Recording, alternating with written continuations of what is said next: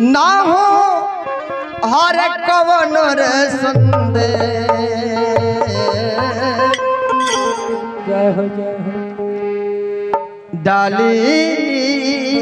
के मांग में से नूरवा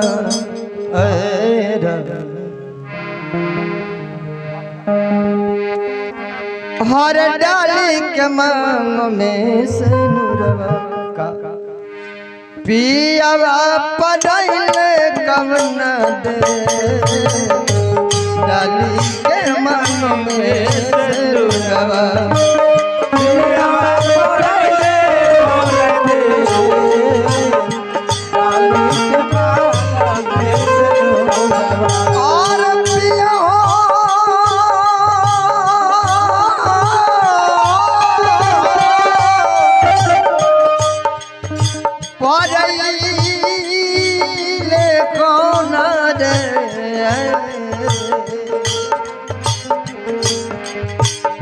सजना पड़ैले कौन डाली के मन में सिनुरवा सजना पड़ैले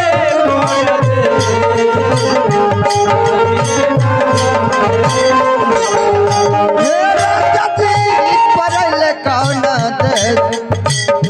डाली के मन में सिनुरवा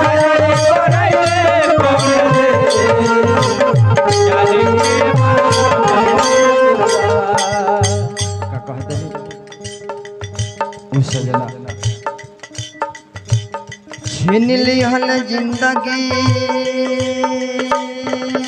के सुखावा है रे सुखावा सुखावा सुखावा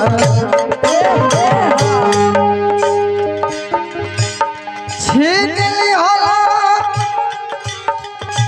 जिंदगी के सुखावा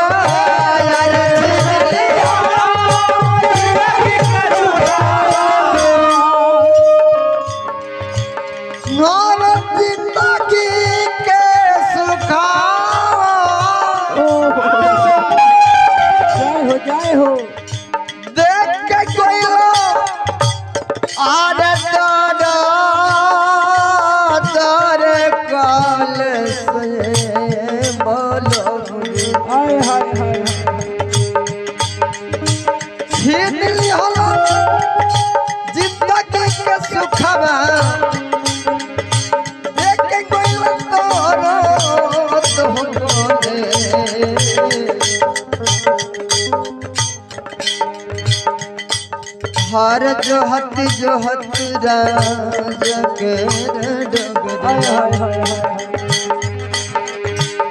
राज के जोहत सैया के डगरिया मनवा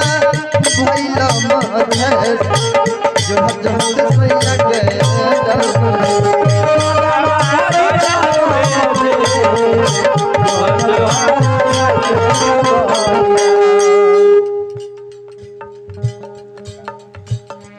हमरा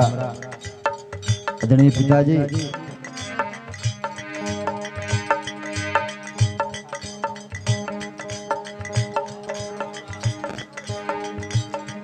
संतोष भाई जी और पिताजी के बबुआ बानी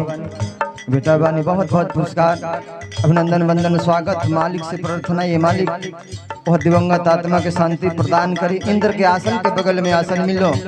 हम शुरुआती से बताओ तन की भजन भाव काहे खातिर होला एगो बात जान जाए तनी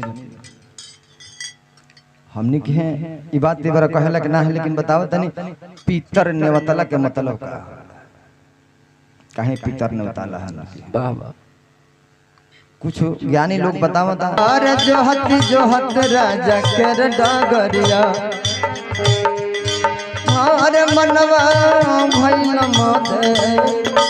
जोहत सैया के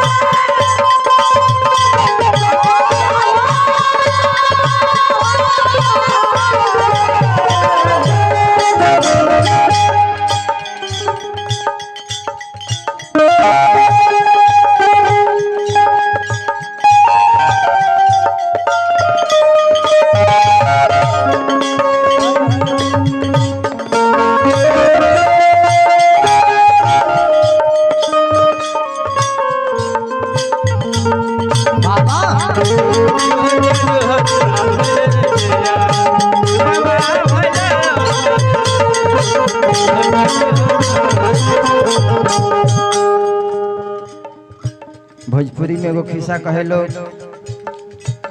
लकड़ी में झौहा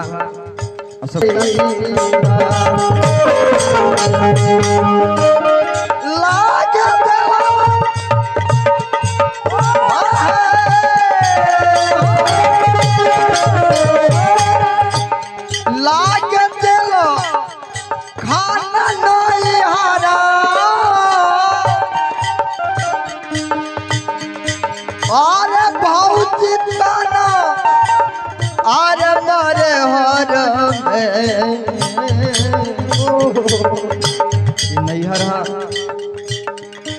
जब भौजाई के होला छित जल पावा का गगन समीरा 5 गो चीज से जौन बांधल बा शरीर के एमे एकहू कम बेसी जब होई तो दूसरा के उदाबे लागे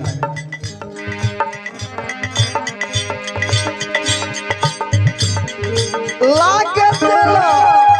खाना नहीं हारावा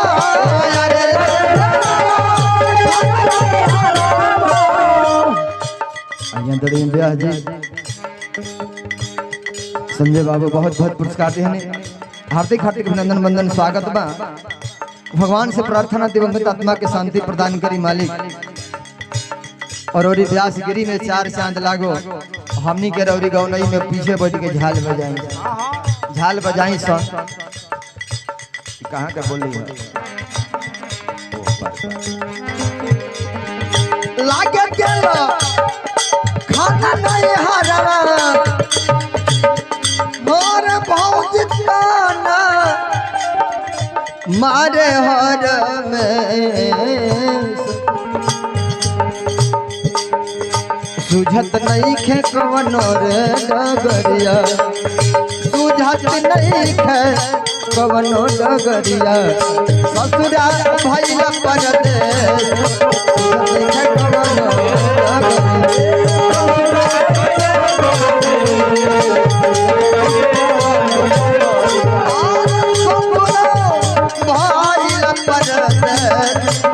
नहीं खे कवनो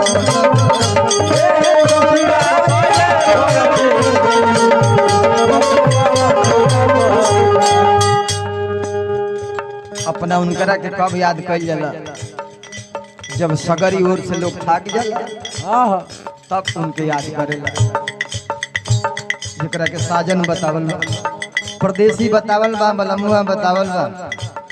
जेपी भाई उनके कब लोग याद करेला कि जब सगरी से थाक जाला तब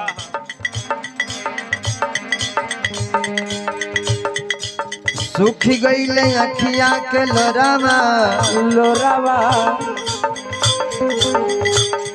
अरे सूखी गई ले अखिया के लोरावा